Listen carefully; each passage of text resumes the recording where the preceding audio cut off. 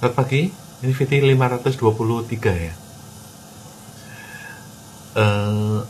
Pengamat muda namanya Dipo Satria Ramli. Ini videonya cukup bagus. Situasi saat ini murni jeritan frustasi rakyat. Hasil salah urus ekonomi bertahun-tahun. 2/3 rakyat Indonesia masih miskin.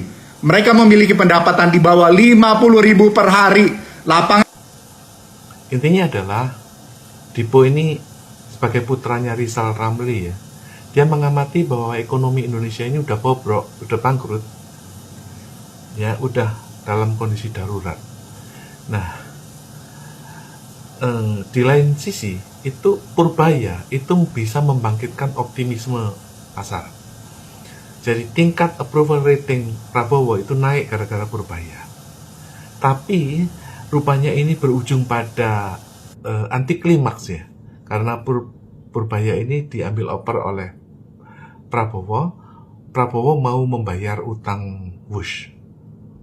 Padahal Purbaya udah nekanin bahwa jangan ya, itu udah urusan Danantara, tanggung jawab Danantara. Tapi Prabowo rupanya tunduk pada Jokowi bahwa dia akan menanggung utang kereta Wush. Nah, bagaimana sih solusi ke depan itu? Langkah Purbaya ini cukup bagus ya. Satu, dia sangat disiplin dalam tertib anggaran. Kedua, dia juga merahasia bea cukai, pajak. Dan ketiga, dia ingin segera mencairkan dana-dana mengendap.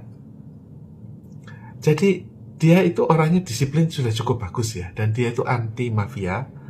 Dia anti mafia Pertamina, dia anti mafia bea cukai, pajak dan sebagainya. Itu sudah cukup bagus.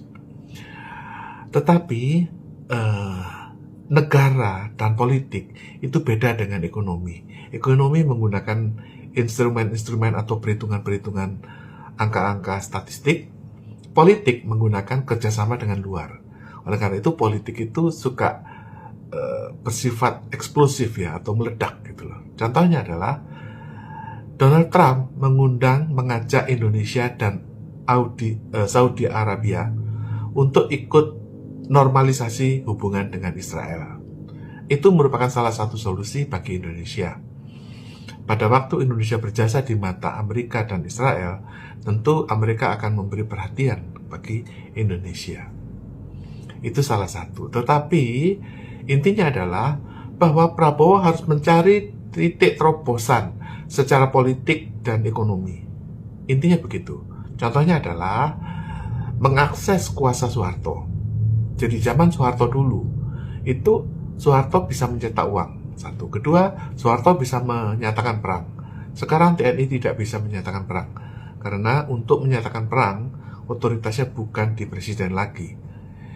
Dan juga Indonesia tercekik oleh pajak ya, karena pajaknya itu tidak memadai dan tidak mencukupi, pajaknya tekor terus.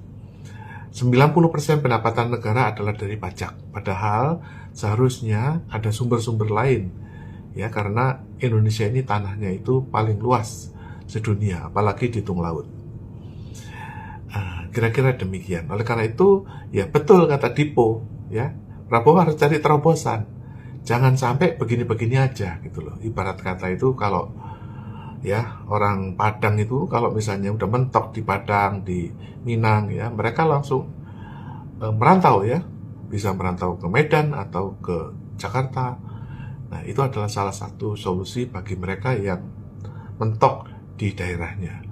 Demikian juga Prabowo.